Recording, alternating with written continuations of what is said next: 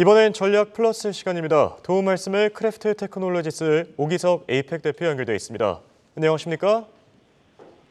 네, 안녕하세요. 크래프트 테크놀로지스 오기석입니다.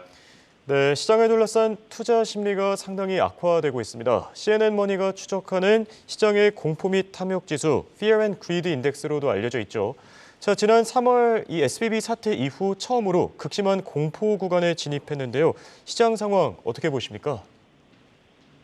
네, 지금 시장에 대한 두려움이 굉장히 크게 상승하고 있던 사실입니다. 그 말씀해 주셨던 Fear and Greed 인덱스, 공포 탐욕 지수 같은 경우도 올 3월 실리콘밸리 은행 부도 사태 이후로 처음으로 이제 지난주 목요일에 이제 극심한 공포 구간, Extreme Fear 구간에 진입을 했고, 잠시 다시 돌아왔다가 이번 주 들어서 다시 이제 지금 그 극심한 공포 구간으로 좀 지속이 되고 있는데, 지금 피어 앤 그리드 인덱스뿐만 아니라 그 일반적인 공포 지수라고 불리는 빅스 지수 같은 경우도 지난 1개월간 약 한 30% 가까이 상승을 했습니다.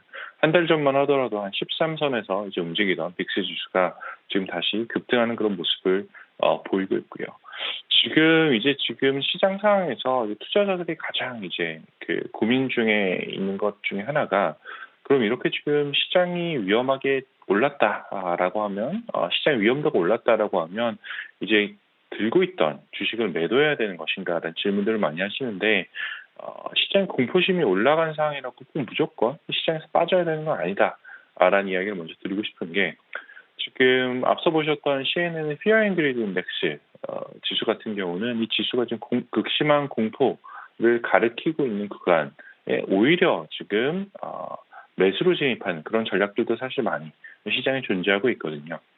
오히려 지금 같은 상황이 시장이 저점에 근접한 상황일 수도 있다라는 그 반증일 수도 있고요.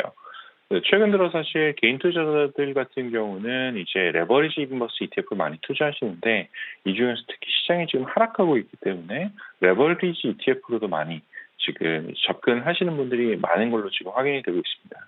특히 지금 한국 같은 경우도 지난 1개월 동안 시장이 별로 좋지 않았었는데, 그 개인 투자자들 같은 경우는 코덱스 레버리지 상품 같은 경우는 5,500억 원 이상 좀 순매수를 보이고 있어서, 그 투자자들의 성향에 따라서 지금 공포 구간을 오히려 매수 기회로 찾는 그런 분들도 있다라는 걸 알려드리고 싶습니다. 네, 실제로 월가 강세론자로 알려진 톰리 역시 공포에 매수하라 이런 발언을 최근에 남긴 바 있는데요. 그렇다면 크래프트 테크놀로지스의 AI 모델은 현재 시장 상황 어떻게 평가하고 있습니까? 네, 저희 AI 모델 같은 경우는 저희 위험 예측 모델 리스크 인디케이터라고 있는데, 이게 지금 현재 시장의 두려움과는 좀 다른 그 결과값을 보내고 있습니다. 인간의 두려움만큼 지금 AI는 지금 시장에 대해서 안 좋게 보이지 않고 있는 상황이다라고 이제 요약할 수 있을 것 같은데, 저희 위험 지표 같은 경우는 이번 주에 위험 표시를 1에서 7로 높였습니다. 그러니까 100이 가장 높은 이제 위험 구간이라고 하면, 직전주보다는 이번 주의 위험이 올라간 상태이긴 하지만 여전히 지금 시장의 위험도가 높지 않은 상황이다라는 그 이야기를 지금 하고 있고요.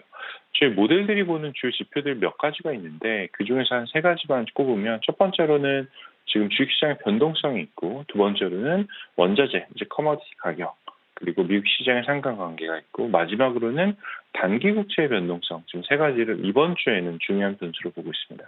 지금 빅스 같은 경우가 지난주에 이제 주중에 19.5까지 상승했고, 또 이번 주 초에도 19를 넘어가는 그런 모습을 좀 보였는데, 지금 아직은 일반적으로 위험 구간으로 인식된 20까지는 도달하지 않은 상태이고요.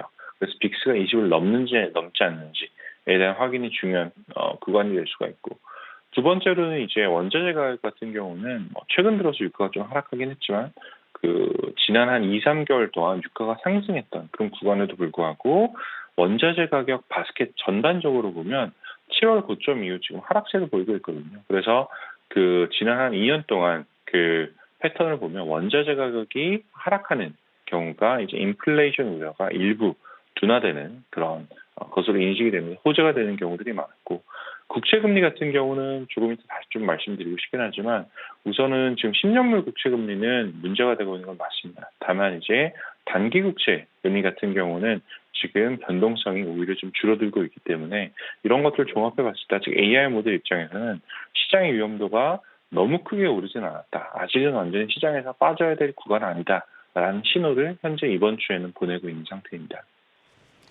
네, 투자자들은 극도로 불안감에 이제 휩싸이고 있는데 AI 자체는 시장의 하락 위험을 제한적으로 보고 있는 상황이고요. 그렇다면 궁금한 게 앞으로의 전망입니다. 4분기 전망은 어떨지, 또 투자자들은 어떻게 대비하는 게 좋겠습니까? 최근 들어서 이제 뭐 운용업계, 저는 이제 홍콩에 있다 보니 홍콩에 있는 운용 매니저분들하고 자주 만나서 얘기를 하는데 나오는 얘기 중에 하나가 2000년 초반 부터 2010년대 초중반 한 10년 하고 지금 2010년 중반 이후 특히 2020년 이후는 조금 시장의 참가자들이 확실히 달라졌다라는 얘기를 많이 해요. 무슨 얘기냐면 2000년 초반부터 2010년 중반 정도까지는 전통적인 운용사들, 뮤추얼 펀드 운용사들이 시장의 헤게모니를 가지고 있었고 지금 최근 한 5년 그리고 가까워지면 가까워질수록 더 뚜렷하긴 한데 최근 같은 경우는 오히려 지금 헤지 펀드들이 더 큰 헤게모니를 가져가고 있다라는 이야기들을 많이 합니다. 일부 매니저들 같은 경우는 현재 시장의 방향성의 한 80% 정도는 헤지펀드 매니저들이 의사결정을 내리는 것 같다라는 이런 얘기도 하는데 사실 실제로도 지금 시장에 노출이 되는 이제 시장 방향성에 따라 수익률이 결정이 되는 뮤추얼 펀드보다는 지금 시장의 방향성과 관계없이 수익을 추구할 수 있는 헤지펀드들에 대한 자금이 급속도로 지금 몰리고 있거든요. 그래서 지금 헤지펀드들의 발언에 관심을 가질 필요가 있다라는 생각을 하고 있고 그래서 몇 가지 좀 체크를 해보면 헤지펀드의 대부인 레이 달리오 같은 경우는 미국 10년물 국채 금리가 5%를 간다라는 이야기도 하고 있고 헤지펀드계의 다른 이제 거물 중에 하나인 비데크먼 같은 경우도 30년물 국채 금리 지금 사실 장기 미국 국채 채권 금리가 굉장히 큰 문제가 되고 있는데 30년물 채권 금리도 5% 중반대까지 오를 것이다.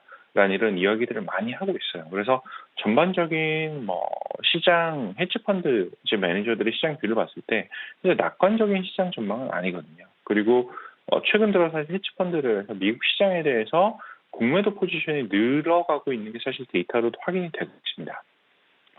국채금리로 잠시 다시 돌아오면 지금 국채금리 상승이 이제 개인적으로는 좀 멈추었으면 하지만 어제 이게 CNBC 뉴스에도 어떤 식으로 표현이 됐냐면 지금 국채금리의 상승이 폭력적이다라는 단어가 지금 나오고 있을 정도로 지금 국채금리 특히 10년물 국채금리 상승이 문제가 되고 있는 상태예요. 그래서 아직 확실히 브레이크가 걸렸다라고 보기는 어려운 상태이기 때문에 연말까지 저희 모델은 물론 현 시점에서는 하락의 가능성을 크게 보고 있지는 않지만 반대로 지금 시장부터 급격한 상승이 일어날 가능성도 굉장히 제한적이고 어떻게 본다면 이제 변동성이 존재하면서 위아래로 등락을 거듭한 그런 시장이 이제 일어나지 않을까라는 생각을 해볼 수 있을 것 같습니다. 네, 알겠습니다. 끝으로 섹터별로 이제 투자 의견도 같이 전해주시죠. 네, 저희 미국 한정에서 지금 저희 모델의 섹터 선호를 좀 보면 이번 달 들어서 나타난 커다란 변화 중에 하나가 이제 기술재하고 민감소 비제 업종의 비중을 좀 많이 줄였습니다. 반대로 이제 에너지 섹터의 비중은 다시 상향 조정을 하고 있고요. 그래서 이런 부분들에 대한 이제 조정이 좀 나타나고 있는데 지금 사실 이거보다 더 큰 변화 중에 하나는 경기 침체 그리고 고금리 상태의 상황에서 부담이 될 수 있는 섹터에 대한 비선호가 지금 뚜렷하게 발견이 되고 있거든요. 대표적인 섹터 중에 하나가 사실 금융 섹터입니다. 지금 현재 금융 섹터 같은 경우는 저희 모델이 극단적으로 선호하지 않는 섹터로 좀 나타나고 있어요. 그래서 금리 장기화 신호도 나오고 있고 또 이제 미국 은행들 같은 경우는 그렇게 된다라면 부실 대출에 대한 대비가 나설 수밖에 없거든요. 그래서 최근에 리스크 대응에 총력하면서 지금 충당금도 좀 많이 쌓아가고 있는데 지금 금리가 오르고 신용 악화로 부실 대출이 늘어난다라고 가정했을 때 은행들이 여신 건전성에 영향이 될 수도 있고 지금 덩달아서 지금 10년물 국채금리 같은 경우는 오토론이라든지 아니면 모기지라든지 아니면 대부분의 기업의 리파이낸싱을 하게 되는 금리의 기준금리가 사실 됩니다. 그렇기 때문에 지금 10년물 국채금리 상승은 이제 여러 가지 이제 재정 건전성 혹은 시스템의 위험 요소가 될 수 있는 부분이에요. 그렇기 때문에 지금 올 상반기에 있었던 실리콘밸리 은행 부실 같은 경우는 FTX 사태 어떻게 보면 크립토 쪽에서 나타났던 그 여파가 이제 금융 시스템으로 전이됐다라고 하면 지금 이제 10년물 국채 같은 경우는 아직은 아니지만 10년물 국채가 여기서 더 많이 상승한다. 5% 중반 6%까지 간다라고 하면 그 경우는 사실 기존 금융기관들에게 굉장히 부담스러운 상황이 될 수밖에 없습니다. 그래서 아직은 문제가 생기는 건 아니지만 금융섹터 투자에 대해서는 최소한 지금 유주의가 필요한 상태가 아닌가라는 생각해 볼 수 있을 것 같습니다. 지금까지 홍콩에서 크립토 테크놀로지스 오기석이었습니다.